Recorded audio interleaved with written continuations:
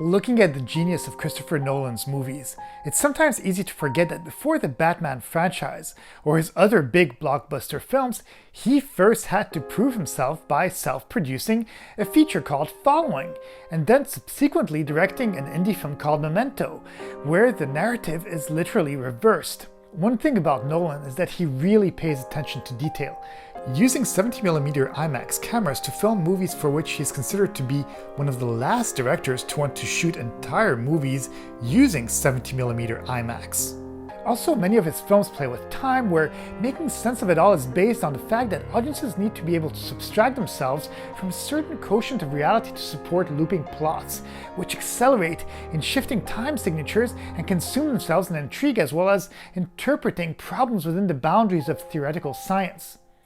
This is the second video in a two-part retrospective about Christopher Nolan. The first video focuses on his humble beginnings to his early blockbusters. This video will focus on his even bigger rise to Hollywood stardom.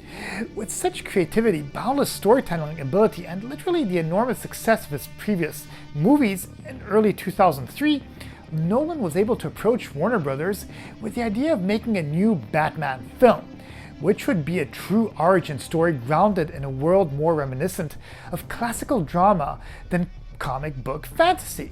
After the success of Batman Begins, it was pretty much inevitable that they would at least do a sequel. The Dark Knight soon followed and was the first film not to use the word Batman in its title.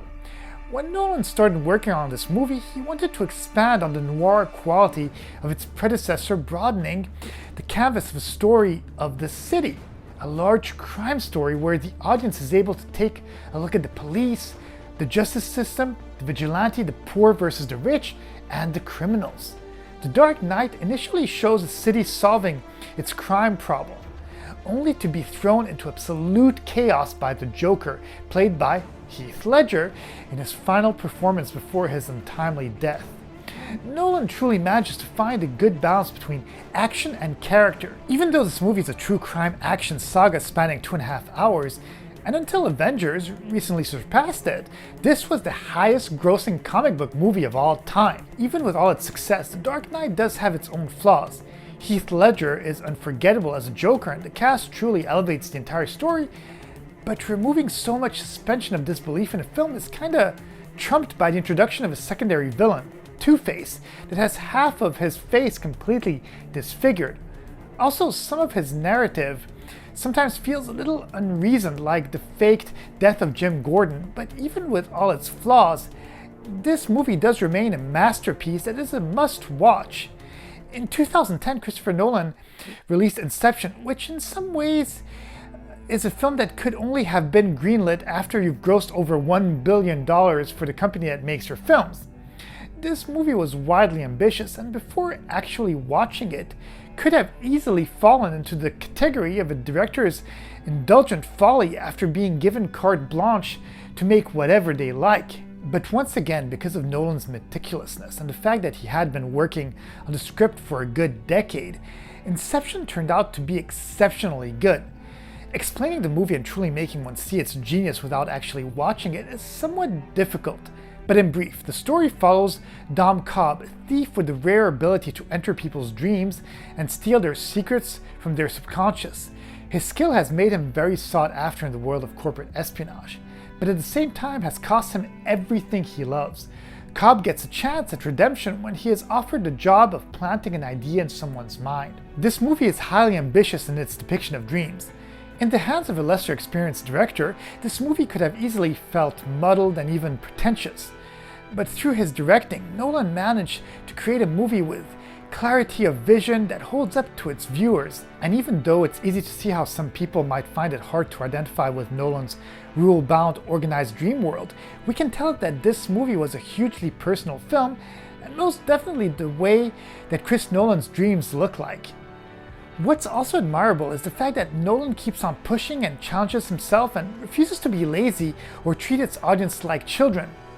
These are the qualities that make him such a great director in Hollywood. After the mind-bending Inception, Christopher Nolan filmed the final part in his trilogy of Batman movies, The Dark Knight Rises. In the same vein as the previous two Batman movies, This one is very grounded in reality and shows a very dark Gotham City. Actually, Christopher Nolan was very hesitant to come back to the franchise for a third film, but agreed after developing a story with his brother and Goyer that he felt would conclude the series on a satisfactory note. This movie is inspired from Bane's comic book debut in the 1993 Nightfall storyline, the 1986 series The Dark Knight Returns, and the 1999 storyline No Man's Land. The Dark Knight Rises is set 8 years after Batman, in collusion with Commissioner Gordon, vanished into the night. Assuming responsibility for the death of Harvey Dent, Batman sacrificed everything for what he and Gordon hoped would be for the greater good. However, the arrival of a cunning cat burglar and a merciless terrorist named Bane forced Batman out of exile and into a battle he may not be able to win. This movie is a dark and heavy film. It tests the weight a superhero can bear. This movie lacks the near perfection of The Dark Knight. It just needed more clarity and a better villain, but still remains an honorable finale. In 2014, Christopher Nolan released Interstellar, for which the first drafts were written by Jonathan Nolan. It was originally intended to be directed by Steven Spielberg.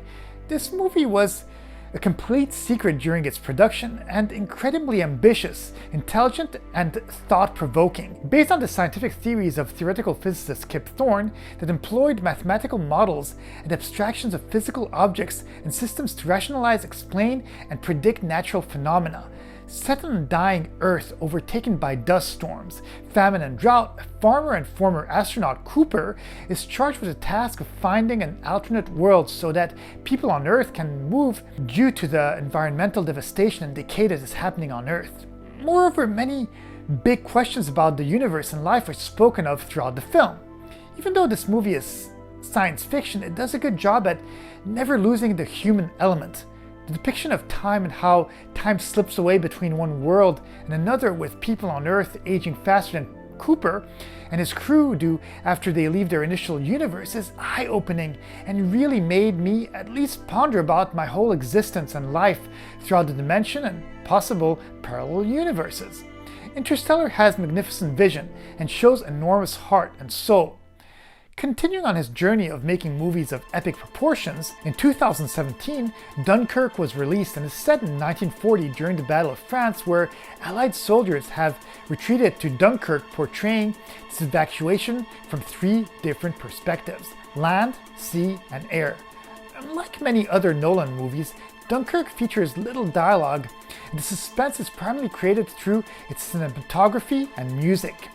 This film was conceived in the mid-1990s when he and his future wife Emma Thomas were sailing across the English Channel, following the path of many small boats in the same vein as the real Dunkirk evacuation. Initially, Nolan had considered improvising the entire film instead of writing a script, but his wife convinced him otherwise, and I do believe that this was the right decision, as telling such a complex story without a proper script would not have been in the director's interest. This movie is told from 3 perspectives and always from the point of view of the characters, intending to use heavy visuals and incorporating the snowball effect that he has previously used in the 3rd act of his other movies.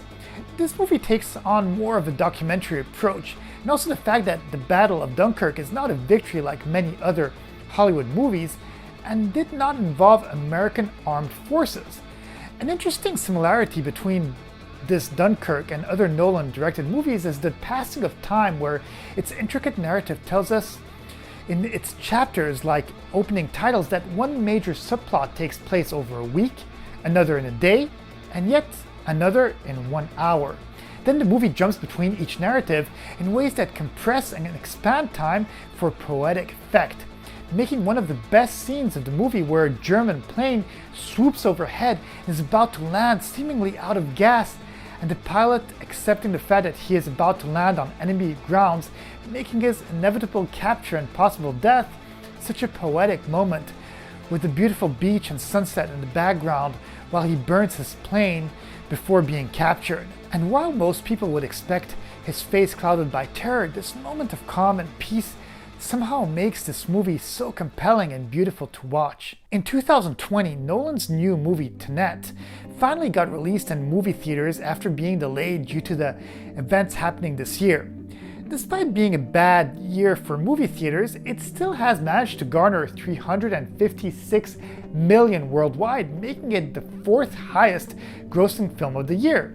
It's still a bomb budget-wise because of the price to make and advertise such a film, but this doesn't mean that it's a bad movie or that it won't actually turn a profit in digital streaming. Despite all of this, the movie has gotten very positive reviews on the production value and visuals despite getting mixed reviews over the complex plots.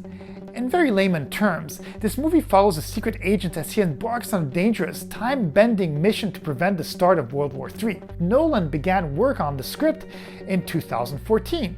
Interestingly, and very much in the time-bendy way of Christopher Nolan's films, the title of the movie is a palindrome, meaning that it can be read forwards and backwards.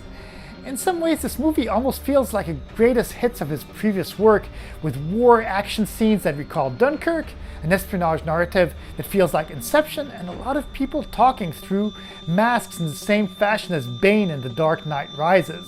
This movie is complex and is really catered to people who have completely understood some of his other mind-bending films such as The Prestige and Memento. Genius it is, definitely, but it will take a lot of brain power and focus in order to fully understand all its intricacies. Well, being 2021 when I'm filming and releasing this video, well, that's a wrap for Christopher Nolan's directed films. Even though some of his movies are better than others, and I do often feel that some of his work sometimes drags a good 30 to 40 minutes too long, I must say that each and every one of his movies are meticulously made and deserve a watch, or multiple viewings in order to fully grasp them. I really hope that you guys enjoyed this video. Please be sure to subscribe and hit the like button. Have a great day, and I'll see you in the next video.